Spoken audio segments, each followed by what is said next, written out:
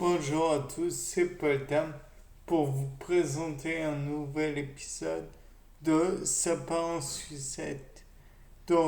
Aujourd'hui, je me suis dit qu'il existait sûrement des animaux que nous connaissons tous en fait, qui sont, comment dire, qui fouissent, qui creusent le sol éventuellement à la recherche d'insectes ou de larves ou comme d'autres, ouais, ben, comme les pivers le feraient à la recherche d'insectes dans le bois. Mais là, ce serait dans la terre. Je me suis dit ça. Et puis, je me suis dit par la suite, oui, mais qu'est-ce que fait la poule? Qu'est-ce que les bon nombre d'oiseaux, à mon avis, fouissent le sol à la recherche d'insectes? Car, comme vous le savez, bon nombre d'insectes trouvent leur nid dans le sol. Par exemple, une fourmi va creuser des galeries pour finalement produire une cité tout à fait incroyable. Donc, si les fourmis le font, j'imagine que d'autres insectes le font.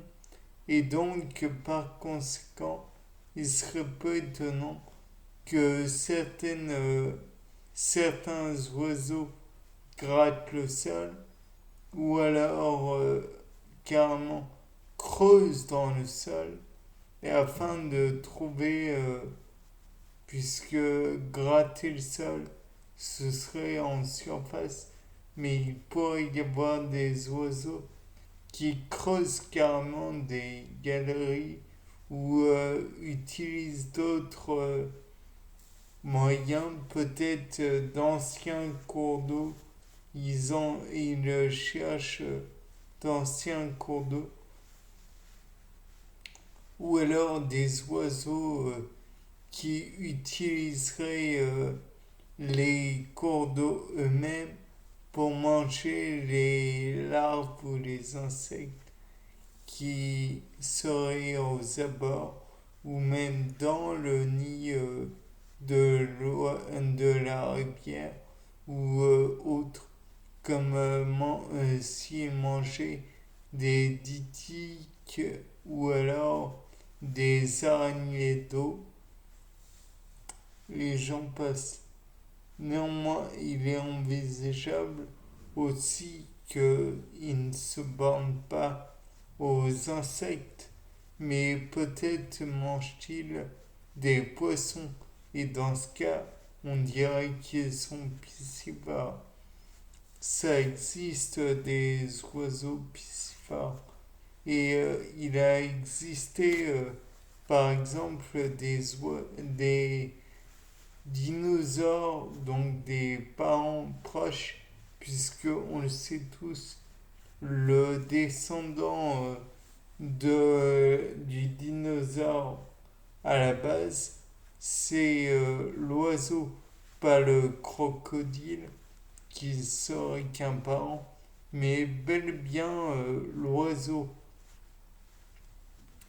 qui serait un théropode, si je m'en réfère à certaines caractéristiques, puisque beaucoup, la quasi-totalité en fait, des oiseaux se déplacent sur leurs pattes arrière, comme les théropodes.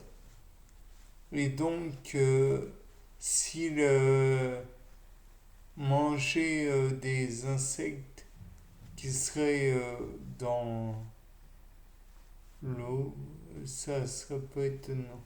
S'ils fouissaient aussi entre les cailloux, ce serait peu étonnant. Et j'ai même envie de dire que l'un des terribles descendants de, comment dire, des dinosaures, donc qui était un oiseau, là encore, s'appelait le Gestuornis. Et le Gestuornis était un prédateur terrible pour les mammifères. Donc, il est peu étonnant que les aigles, par exemple, ou autres oiseaux de proie, s'attaquent à comment dire, à des mammifères, des petits mammifères, ou alors le hibou, la chouette. Ça me paraît tout à fait normal, presque, que les oiseaux s'attaquent à des mammifères comme des petites souris, même si les souris font partie des mustélidés. Donc le capybara pourrait être aussi une proie d'oiseau. Et il faut rappeler que je crois que, non, le Quetzalcoatlus était un dinosaure, pas un oiseau.